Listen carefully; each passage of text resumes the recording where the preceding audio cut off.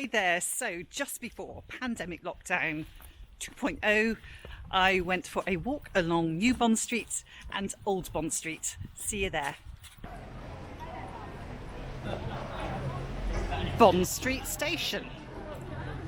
And Christmas decorations and Debenhams and HMV no longer open.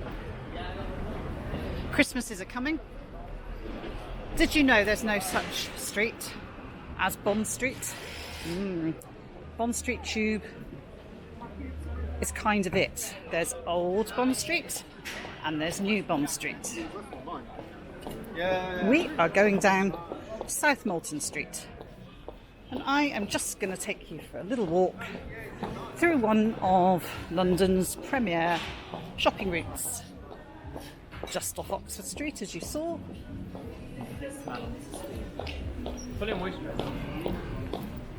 There is Brown's.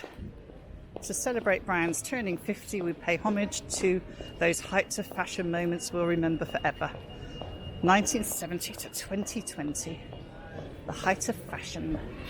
What have we got here? Oris Holstein, 1904. I see watches.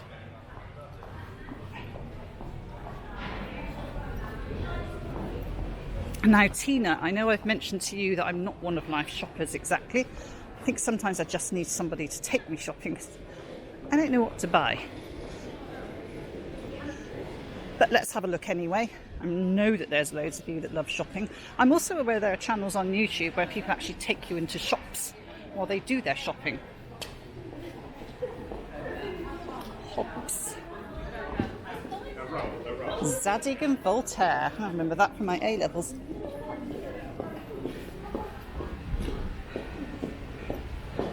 It's time to go and cultivate the garden, as I seem to remember.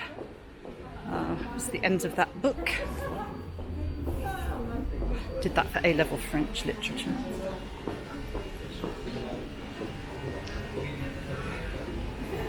Let's do some history, shall we?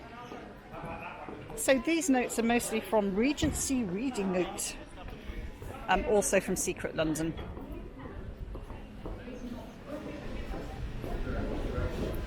In the late 1960s, no, it wasn't just built in the 1960s. In the late 1660s, there was an enormous mansion built on 8 acres of open land just north of Piccadilly for the uber-powerful Earl of Clarendon. And I'm going to show you places as I yak on. So, uber-powerful Earl of Clarendon. And he got this great big house by royal grant from King Charles II. It was reported to have cost £40,000. That's a lot back then. And I love how Samuel Pepys described it. He described Clarendon House as the finest pile I ever did see in my life. Can you believe that? The finest pile I ever did see. Way to describe a house. But what's his name, Clarendon? Had to leave in disgrace and go abroad. I don't know what happened. And so his home was bought by a consortium. Zadig and Voltaire again. Okay, I can't keep showing off my French literature. I don't remember enough of it.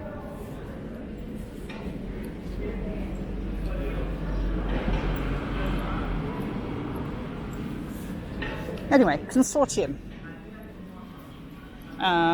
Wealthy investors, including Sir Thomas Bond, yep, the namesake, Henry Jermyn, Jermyn Street, and Margaret Stafford, who is described as a lady from Northamptonshire. Fine jewellery here, fine jewellery, looking seasonal and festive. I hope you sort of caught the feel of all these shops. It's quite wide here in South Molton Street, by the way. We're not actually at Bond Street or New Bond Street, Old Bond Street. We're not there yet. We're actually on South Molton Street right now. I'm chatting away about Bond Street. Anyway, so if we went back that way, we would be back in Mayfair, where I just filmed a walk for you. Don't know if you've seen it yet. See a big hotel over there. Lancashire Court there. And we are heading this way.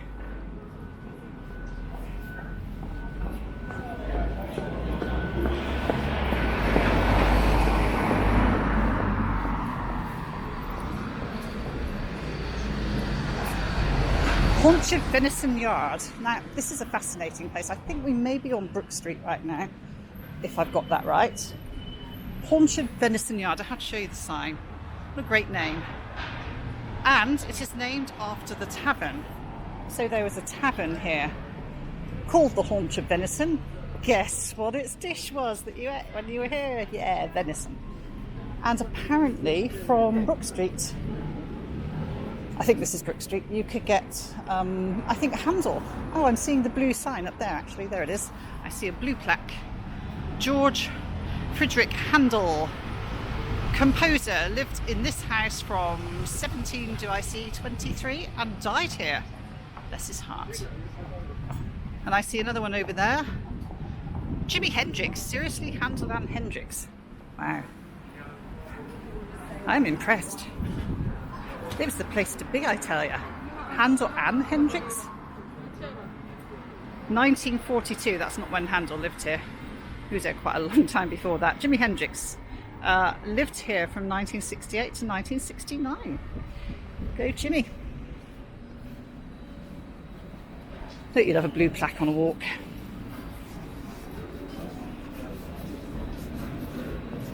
Anyway, getting back to the Earl of Clarendon, bought his house and basically knocked it down. And this was because they wanted to build a big square, couldn't build a big square, ended up sort of turning it into something that could make them money. So again, just pointing in that direction, you would have Oxford Street up there. We are going to walk down here because we are now on New Bond Street. And I just missed the lights because I was chatting. I'll show you pretty Christmas lights. Ta-da! As I said, I will probably come back around this area, more to the east of here, when the Christmas lights are out and about. And just finished, that's the far side of Mayfair. So I did a walk around Mayfair this morning, and now we're sort of mid-area Mayfair. And I wanted to show you New Bond Street and Old Bond Street. I'm going to cross. There's Finnick.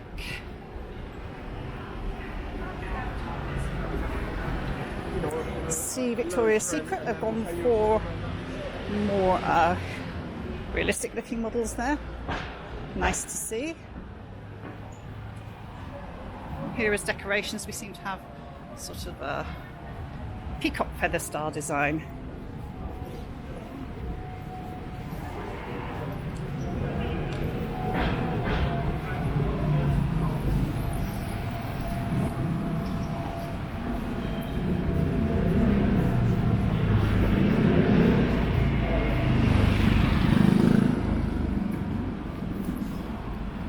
Going back to the history, so due to financial reasons, most of the buildings which went up along New Bond Street were shops. So this is New Bond Street, we've got Old Bond Street down at the end where we're heading. Residential space on the upper floor, so they could get rents both from shopkeepers and residential. This is seen as a decent way to get a bit of dosh.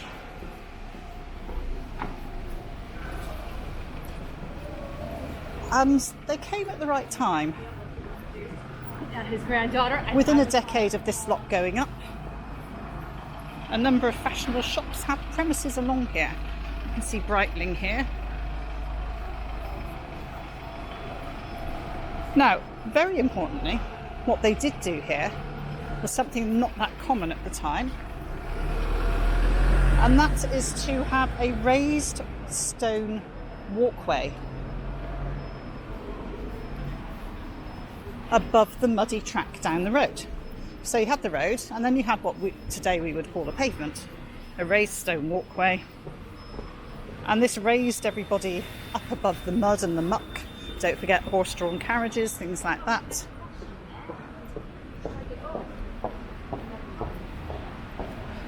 And so people could walk, they could come out and walk. And as a result, because of its proximity to Mayfair, Soho, places like that, this area became a popular promenade. for the beau monde of Georgian London. The dandies, the coiffed wigs, powdered faces, things like that. They love to come along here, strut their stuff and be seen. See, we've got Sotheby's here.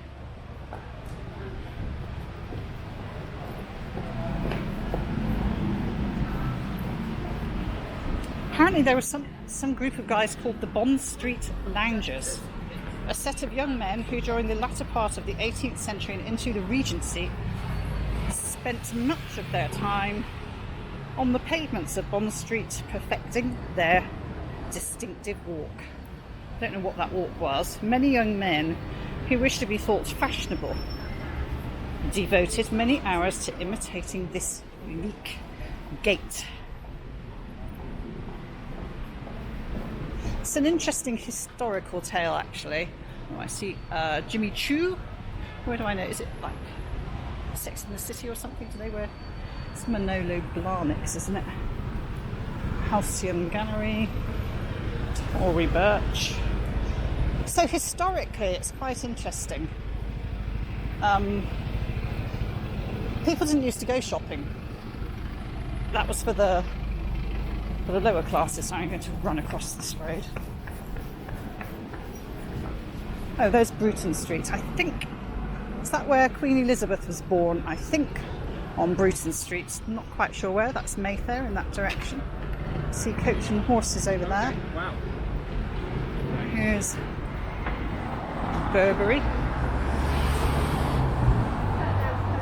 And we are outside Hermes at the moment. Rimowa.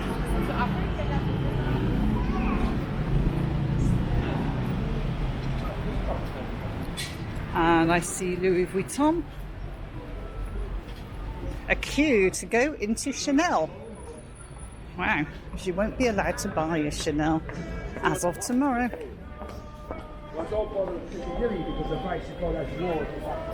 Is there a sale? Oh, I see. There's also a queue for Louis Vuitton. It's because I guess you just can't put that many people in the shops at the moment.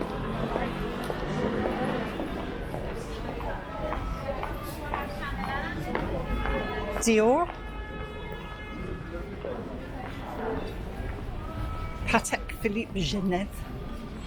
Notice my French accent kicking in.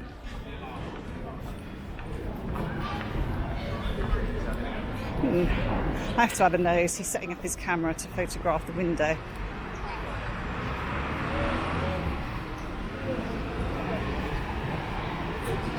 Interesting.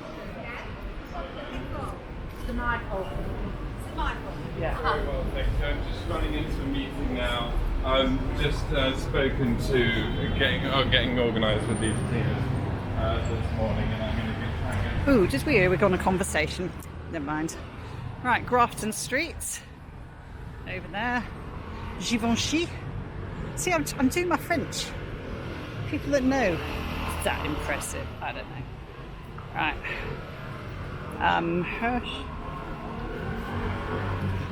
Hirsch London. That looks like jewellery to me. So you can see proper little history and evidence here of top end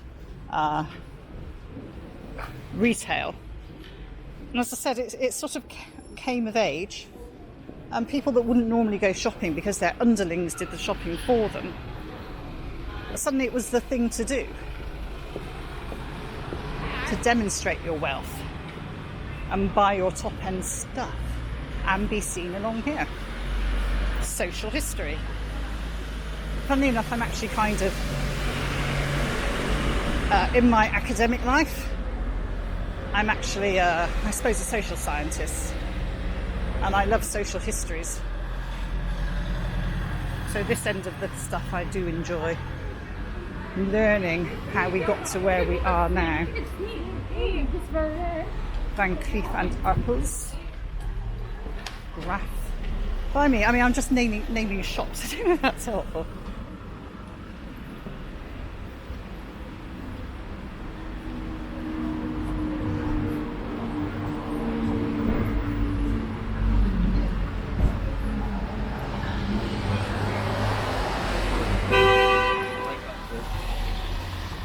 Ralph Lauren. So as you can see, the Haunch. Stop beeping. I kind of see where you're getting that from. Brinks as well. Are they taking stuff to Cartier? I don't know. Secret Garden. Boodles, the Secret Garden. It's kind of pretty, isn't it? I love that. That is so pretty. Nice. New Bond. So we're still on New Bond Street at the moment. Here is a guy on a horse. Sculpture. Is there a sign? Horse and Rider by Elizabeth Frink. There we go. As much information as I have. We are crossing Burlington Gardens. I suspect that is Burlington Arcade over there. I think I might save that for the Christmas walk actually. Now we're outside Tiffany & Co.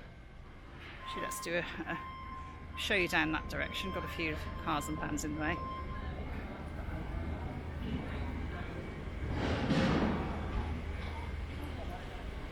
Tiffany & Co. Now this is the crossing point. So Burlington Gardens are here, and as I said, Burlington Arcade is in that direction, just down there. We will come back before Christmas and do over there. This is Tiffany, which means we've now entered, I will tilt, Old Bond Street. So we have crossed from New Bond Street to Old Bond Street at Tiffany's. I'm going to cross over because I want to take you into the Royal Arcade. Stop beeping, everyone. Stella McCartney over there. See a little royal crest on there. I don't know why. Alexander McQueen. Let's have a look at this window. I'm aware enough to know that it's a big deal to do the windows.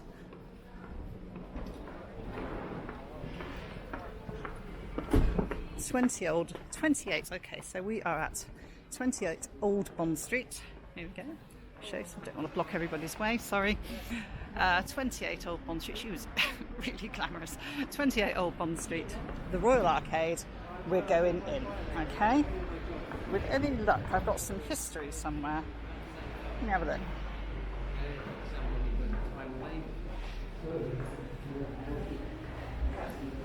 Let's have a look at the ceiling wear here. So the Royal Arcade was constructed in 1879 and connects Old Bond Street with Albemarle Street at the other side. It's quite short actually. It was supposed to be longer. I think it was supposed to go all the way through to Regent Street. However, I can't remember. I think it would have been too much ripping down the properties and what have you.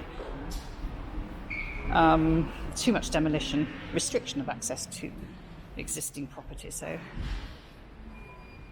they just did this little bit here. This one opened in 1879, replacing the Clarendon Hotel, which was demolished in 1870. Swatch Club, Ormond Jane, and that looks like scents and perfumes and things like that. Shoes here. And over here we still have Watch Club.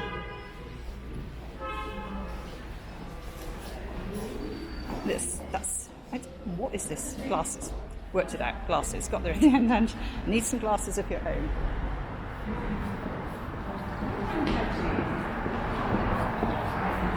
Looks like jewellery. Do you want a price check? I see 2100. Is that for a ring? I see 1,100 for earrings. Okay. Oh, and this is Paul Smith. I mentioned, whenever I see Paul Smith, I say, oh, Paul Smith. He sounds pretentious, but he's actually kind of a friend of mine. He seems a nice enough chap. My friend's nice. He likes Paul Smith. Must be okay. So, that was very short, wasn't it? That's us done in the Royal Arcade. Saddled glass roof, richly decorated stucco arches, curved glass window bays, elegant Ionic columns. Do you remember when you learnt your pillars Ionic, Doric, Corinthian. Remember those? I learnt those at school. That and flying buttresses. The arcade has changed little in the intervening 136 years. Actually, was it 136 by now? Retains all its original features. A rare opportunity, it says here, to experience, this is from their website, to experience a genuine Victorian arcade as it was intended. Got a royal prefix because it was just the arcade originally. When one of its shirt makers, H.W. Brettle, was patronised by the Queen Queen Victoria in the early 1880s. And I think they've had another one, Charbonnet. Walker, this one, the one I'm standing right outside of, that was a coincidence, it wasn't planned. Hold the royal warrant as chocolatiers to Her Majesty the Queen. So we can still have a royal warrant because they are chocolatiers to the Queen. And I know quite a lot of you appreciate cakes and chocolates. So a loving look at the cakes and chocolates here. And we are back at Old Bond Street. This has been a very interesting walk. Actually never been down here in my life, which is quite strange, isn't it? It's kind of, I almost feel like I'm seeing how the other half shop when I come somewhere like this. Saint Laurent, Yves Saint Laurent. Why does it say Saint Laurent, not Yves Saint Laurent? Answers on the postcard. Prada, Boucheron. Why are they all in French? Why am I having to say my stupid French accent for this one? I don't know. Right, Gucci. I see a pub down there. Two pubs actually. The Goat's Tavern and the King's Head, right opposite each other, vying for business.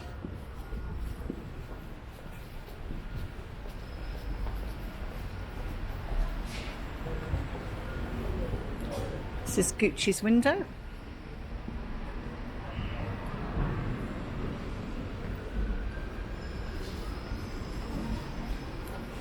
We're actually heading down to Piccadilly now. That's where we will end up and where the walk will end. This one I'm seeing is Glashütte. I don't know, is that German? Scandinavian? I don't know. Valentino, Italian. Woo. Dolce & Gabbana. Interesting. Everyone says to each other, I'm just going off to... This one would be Boghassian, or Richard Mill, or Dolce & Gabbana, Todd's. As we come down towards Piccadilly, just show the peacock style Christmas deck there. Do hope I can come in December and get all the lights and everything. That would be nice. Please open us up again by then. Please, can I go filming again? I don't know, do you consider me filming for a YouTube channel an essential service? If so, answers telling me that, so I know I can go film. Okay, here we are at Piccadilly. Over there is the Ritz. Don't know if you can see that. That's the Ritz over there. Old coaching house, actually.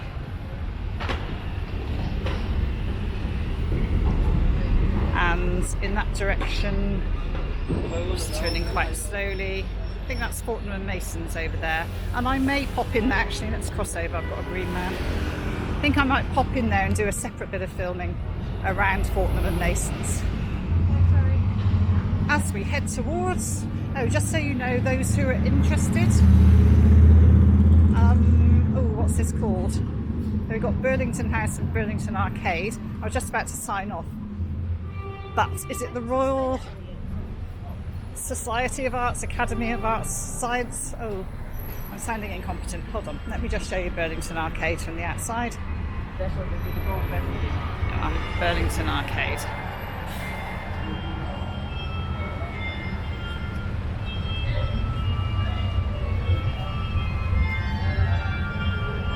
Hear that?